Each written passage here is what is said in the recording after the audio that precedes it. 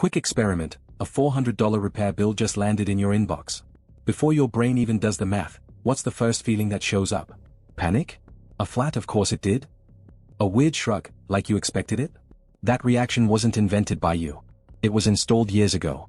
Long before your first paycheck, before you knew what a credit score was, you were already in training. Every time a bill showed up at your house, every time your parents argued in the car about rent, every time someone said we can't afford that, your brain was quietly writing a manual. A money manual. And by around age 12? That manual was basically done. Here's what nobody selling you a budgeting app wants to admit, that manual isn't neutral. Nobody's is. And the gap between the manual you were handed, and the one that actually builds wealth, that gap might be the biggest reason your finances feel stuck. Bigger than your salary. So how does this manual actually get written? Researchers point to 3 download channels. First, what you watched. Did your dad slam the laptop shut when the banking app loaded? Did your mom do silent math in the grocery aisle, putting things back one by one? Nobody told you anything. You just filed it as this is how humans react to money.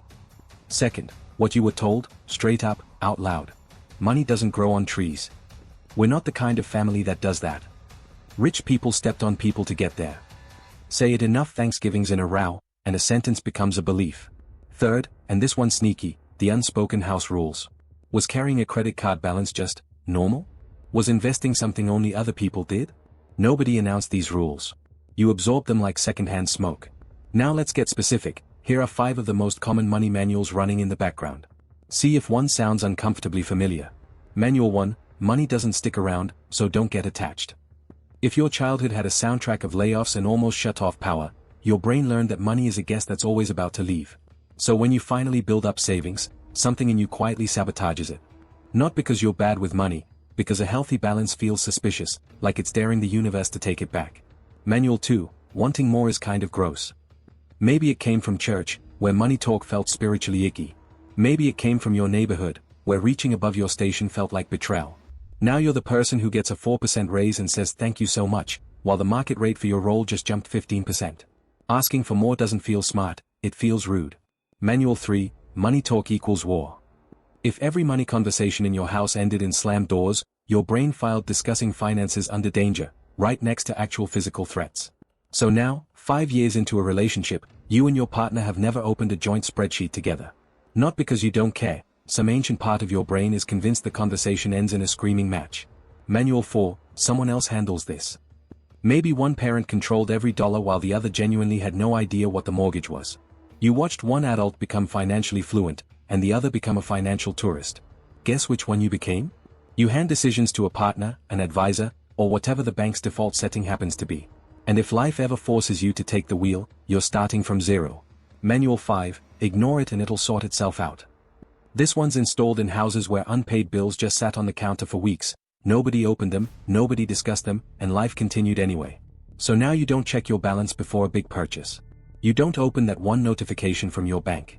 Not knowing feels safer than knowing, even though that's exactly how small problems grow into 2 a.m. panic. Okay, you've probably spotted yourself in one of these. Here's the good news, fixing it doesn't require becoming a different person. It takes 4 specific moves. Move 1, stack up boring proof the old manual is wrong. The scarcity script doesn't get argued out of existence, it gets outlived. Every month your savings sits there, unrated, is one more piece of evidence against money never stays. Same goes for the shame script. You negotiate 1 raise. The sky doesn't fall, and your boss doesn't disown you. You do it again. Each time, the wanting more is rude alarm gets a little quieter. Move 2, name the manual out loud. The moment you can say, oh, this is just the scarcity script talking, you go from being inside the feeling to looking at it. I get nauseous opening my banking app because my parents used to scream about overdraft fees when I was 9. That sentence turns an automatic reaction into an optional one. Move 3, and this one's uncomfortable, look at your 5 closest people. Research keeps finding your financial trajectory tracks disturbingly close to theirs. If your circle treats credit card debt like background noise, it'll feel normal to you too. Spend time, even online, around people who talk about index funds the way others talk about sports scores, and that becomes your new normal instead. Move 4, the big one, the ceiling in your head about what you're allowed to have. It usually got installed with a sentence that started, we're not the kind of people who. And whatever finished that sentence, who travel business class, who own property, who retire early, quietly became the edge of your imagination. Here's a version a lot of people recognize, growing up in a household running on monthly a Joe or a Susu, Informal saving circles where everyone pools money and takes turns receiving the lump sum. Brilliant system. But if that was the only model of saving you ever saw, real wealth, owning property outright, building investments, generational money, can quietly feel like something that happens to other families. Not because the math doesn't work. Because nobody ever showed you the next chapter.